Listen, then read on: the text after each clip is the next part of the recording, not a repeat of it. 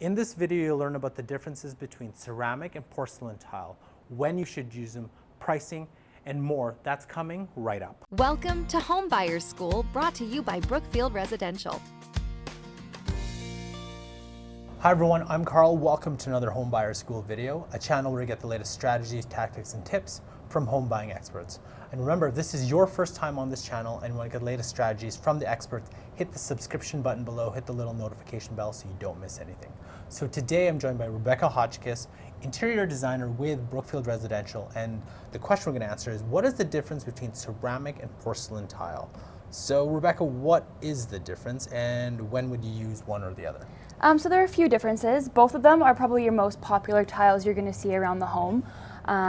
They're both quite durable. They're both available in lots of different colors. Right off the bat, we have a porcelain here. The porcelain is a little bit more durable, a little bit more dense. The ceramic, being a little bit more porous, is something you may not want to put in areas where you'll have something like water sitting a lot. Having said that, you can even use a porcelain outside because it's non-porous. You don't have to worry about freezing, that kind of thing, whereas something like this, with the temperature changes, you don't want to get it too cold, too hot, that kind of thing. So would ceramic be something that you'd more put inside your home rather than outside? Yeah, for sure. You would not put this outside at all. Okay. Both of them are very common within your home though. And in terms of maintenance and ease, I guess, to clean, same? Yep, I would say they're both pretty similar. I mean, you can get different finishes of each tile, being kind of a matte. This one here has a little bit of texture. This one here is very polished. So polished, I mean, it's just a little bit more finicky. You see fingerprints, footprints, that kind of thing. So keeping it clean, they're both pretty much the same. It really just depends on the finish that you have. Is there a special way of cleaning one or the other? Or is it just, simple mop? Yep, I would say it's the same, very simple. Yep. You don't have to worry about kind of sealing or anything like that. Low maintenance.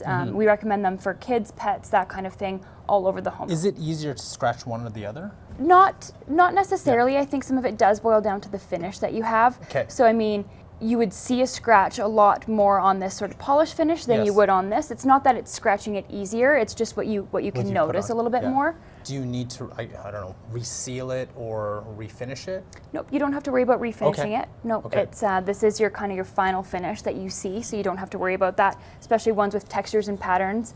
You wouldn't want to do anything to them.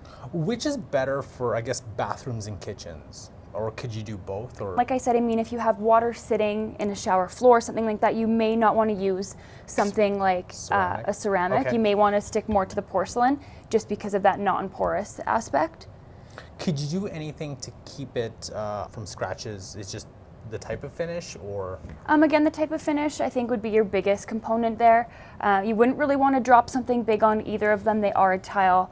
But this one having a little bit more durability and rigidity, I would say that you'd be a little better off with this one if you did want to prevent scratching and that kind of thing.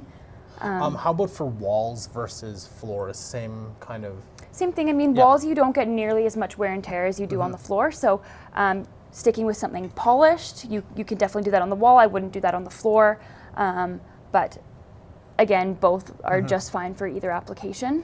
So when you want to put some, like I remember you said porcelain probably better for outside because ceramic probably doesn't do well with the weather. Where would you put porcelain? I mean, some people do it on back patios, inside, outside spaces. You can even see one here, it's kind of got a little bit of a pattern. Some people like to do that to make a space a little bit more fun. Yeah. This one even has an aged look. Porcelain is a tile that's been around for a very, very long time. So back in the day, you used to see kind of with wear and tear, you'd get sort of a patina look, which is kind of a representation of what we have here. Perfect. Do you have anything else to add in terms of porcelain versus ceramic? I think a lot of it boils down to how much you want to spend for a specific area. Both will look beautiful at the end of the day. Oh, I forgot to mention, how often do you need to replace one or the other? You don't really have to worry about replacing them unless you damage them in a specific instance, but then again, you can always do your best to pull up a tile and replace it as you need. Perfect. So the question of the day I have for you is, did you use porcelain or ceramic in your home and why? And did you notice any pros and cons with the different material? Let us know in the description below. So if you want to know more about tiles, we've got a great playlist here as well as other videos on interior design right here. I'll see you in our next video.